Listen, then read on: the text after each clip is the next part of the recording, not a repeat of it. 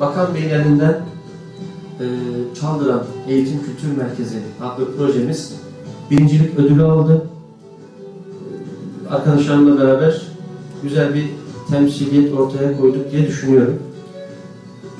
Benim söyleyeceklerim bunlar. Öncelikle 3 yıldır bu görevi ifa eden bir kurum müdürü olarak Sayın Valimiz Münir Karaloğlu'nun katkılarından dolayı Van halkı adına müteşekkir olduğumuzu ifade etmek istiyorum. Daha önceki Vali Yardımcımız Mehmet Güzel Bey'in 2011 yılı için çok büyük katkıları oldu. Şükranlarımı arz ediyorum. Ve yeni Vali Yardımcımız Mehmet Özel Bey ile de inşallah çok daha özel ve güzel yerlerde olacağımızı ümit ediyorum. Ve SODES'in ülkemize ve özellikle de Van'ımıza hayırlar getirmesini var. İşte bir bina yapıyorsunuz ve bina bittiğinde işiniz de bitmiş oluyor. Karşınızda da bir bina ortaya çıkmış oluyor. Ama sosyal sektöre yapılan yatırımlarda böyle bir şey yok. Çalışıyorsunuz, uğraşıyorsunuz, sonucunu görmeniz belli bir süre alıyor. Fakat en fazla da yapılması gereken, uğraşılması gereken bu. O dönemde hep tartışılan şey buydu.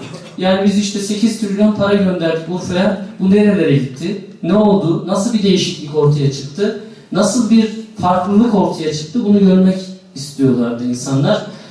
Şu an görmeye başladık.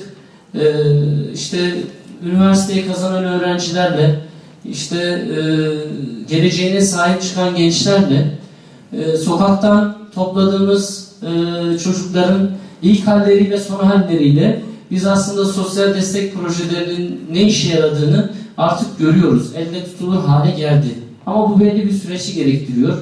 Şimdi 2010 yılından itibaren 2010 yılında yapılan bir konferansla aslında bu temeller atıldı. 2010 yılında Sayın Başbakanımızın katılımıyla yapılan, Urfa'da yapılan toplantıda bu GAP'a dahil 9 ilde uygulanan projelerin olumlu sonuçlarının görülmesi üzerine Doğu Anadolu bölgesindeki illere de bu projelerin yaygınlaştırılması kararına varıldı. Ve 2010 yılından itibaren toplam 30 il olmak üzere ağırlıklı Doğu Anadolu ve Güneydoğu Anadolu ve diğer göç alan büyük şehirlerde sosyal destek projeleri SODES uygulanmaya devam ediyor. Tabii bu süreç içerisinde ben somut şeylerden bahsetmek istiyorum. Örneğin sokakta kaymakam kardeşlerimizden, arkadaşlarımızdan ve kurum amirlerimizden birebir bu konuya ağırlıklı olarak eğilmelerini istiyoruz. Çünkü gerçekten o kurumun başındaki insanlar bu işlerle ilgilenmezlerse, himmet etmezlerse bazı işlerimiz yürümüyor, bazı işlerimiz gerçekten sıkıntılı gidebiliyor. O nedenle ben bütün kurum amirlerimizin, STK başkanlarımızın bu işlere birebir ilgi göstermelerini arzu ediyoruz. Ben daha iyi bir SODES projesi, SODES programı ve diğer projelerimizin sayısının düşmesine de ben arkadaşımız izah etti. Fakat ona da değineyim. İlk olduğunda 1200 tane proje vardı. Yani 2008 yılında bir il 1200 tane proje çıkartmıştı. Şimdi proje sayısının 600 küsur 632 olduğunu söyledi Sinan hocamız.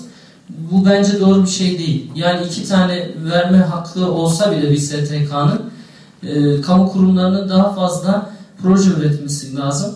Proje üretme kapasitemizi, üretme ve yürütme kapasitemizi arttırmamız gerekiyor.